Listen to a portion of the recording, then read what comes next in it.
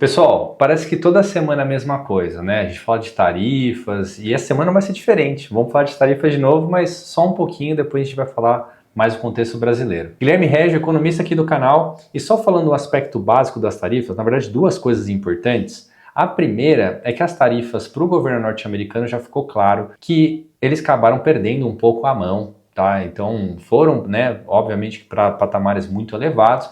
E eles estão competindo com uma outra potência mundial, que é a China, que não tem pressão política, né? Os Estados Unidos ele tem. Então o Trump, essa semana, já teve uma desaprovação de 51%. E a gente sabe muito bem o que acontece quando uma democracia acabam passando desses limites saudáveis. Pode ser que o governo seja encerrado antes. Se não acontecer uma guinada nesse ponto de vista aqui, especialmente do governo Trump, mais nesse curto prazo. E lembrando que a China é uma ditadura.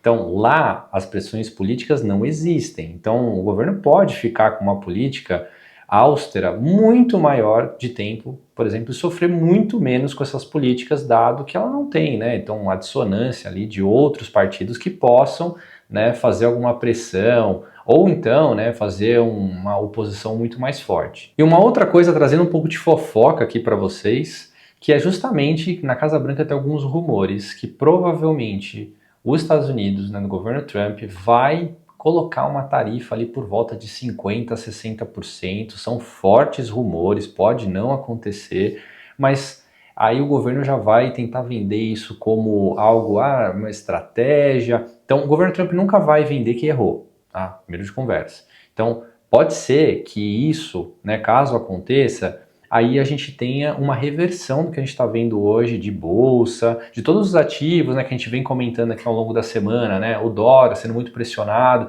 Então isso pode ter de novo uma reviravolta de todos os mercados. E aí, caso isso aconteça também, a gente vai trazer alguns cenários para frente do que pode acontecer ou não, dado que a gente pode ter essa redução abrupta de 50% ali de tarifas, que é muito alta. Porém, perto das tarifas que a gente tem hoje, seria uma volta que é uma normalidade. E aí o segundo ponto que eu vou falar para vocês, que é um fator importante, que os Estados Unidos não pode fazer pressão comercial na China. Uma porque de todos os países que negociam com os dois, 70% deles têm como principal parceiro a China. Então, o caso brasileiro, inclusive, né? O Brasil, ele desde 2009 tem como a China o principal parceiro comercial, e aí tem vários países também que vão nessa mesma toada. Então a gente tem o Japão, por exemplo, a gente tem outras economias europeias que negociam mais com a China do que o próprio Estados Unidos. Então os Estados Unidos não pode fazer algum tipo de sanção, né? Igual ele fez com a Rússia, por exemplo, com a guerra da Ucrânia, né? Bloquear, por exemplo, né, o envio de SWIFT, é o código internacional entre os países ali para negociar dólar. Então os Estados Unidos não têm esse braço também para poder fazer isso com a China. Então acho que o melhor caminho mesmo é essa redução das tarifas, tentar alguma coisa mais saudável.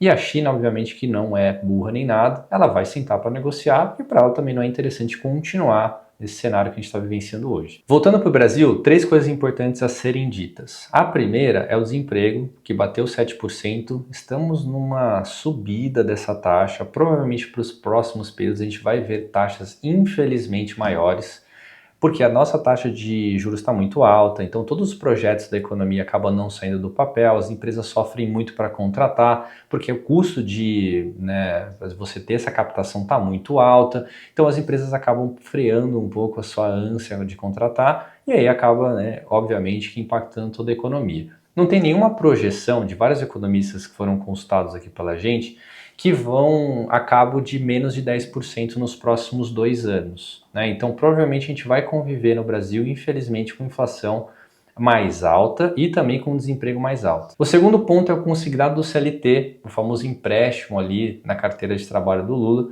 que bateu 8,9 bilhões de pessoas que estão, né, considerando essa carteira de crédito aqui para se financiar das dívidas. Lembrando que a população brasileira, todas as famílias já estão endividadas em mais de 72%, ou seja, 72% das famílias que têm algum tipo de dívida. Então não tem muito mais espaço para que a gente cresça, né, incrementos de PIB derivando do consumo, porque já está muito pressionado, a inflação está muito alta. Então esse número espanta um pouco, tá? Porque provavelmente para frente esse endividamento vai aumentar. E aí a gente não vai ter outra contrapartida, por exemplo, de outra linha de crédito que possa ser colocada a cabo. Uma porque a taxa de juros está muito alta. E por falar em taxa de juros, a gente vai para o terceiro tópico, que é a reunião do Copom, que vai acontecer na semana que vem. A gente espera que tenha um incremento de 0,5. Se não for, você pode voltar aqui e me cobrar, falar que eu errei. Já estou cravando que vai ser 0,5.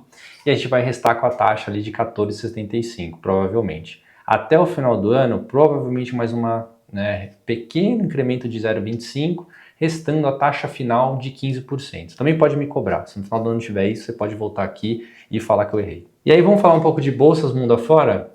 Enquanto o S&P amarga perdas desde o começo do ano, o Ibovespa está na posição contrária, subindo mais de 15% desde o começo do ano, e aí um alívio para os anos aqui que ficamos amargando perdas nas bolsas, os investidores que não conseguiram ter os retornos ali adequados às expectativas que haviam na nossa economia, e também um alento para todos os investidores de fundos imobiliários que acabaram também, desde o começo do ano, o IFIX subindo quase 10%. E vamos para o sobe e desce da semana. Quem desce nessa semana é o Trump, dado que tentou fazer um rebuliço no mercado internacional com as tarifas, agora está vendo que já chegou num platô que não dá mais para negociar com a China, que é uma grande potência.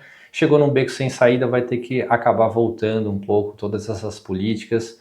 Logicamente que vai vender isso como uma vitória, vai se vangloriar, mas todo mundo sabe que ele vai sair com uma severa derrota. E quem sobe na semana? Bolsa Brasileira e IFIX. Muito por conta do dólar, que sofreu muito em relação ao real, mas a gente também tem a valorização de empresas brasileiras, que estão inseridas nesse mercado de commodity, aproveitando um pouco dessas guerras tarifárias. E o IFIX, que valorizou quase 10% desde o começo do ano, e aí reforçando também que a trajetória de juros já está mais estabilizada, provavelmente a gente vai ter um cenário onde vai restar com 15% até o final do ano, caso não aconteça mais nenhuma guerra aqui, ou alguma coisa que mude um pouco esse cenário, mas é basicamente o que a gente vai ter aí. Então, os investidores já estão se ajustando provavelmente para os próximos anos. Pessoal, semana curta, bom feriado a todos e até semana que vem.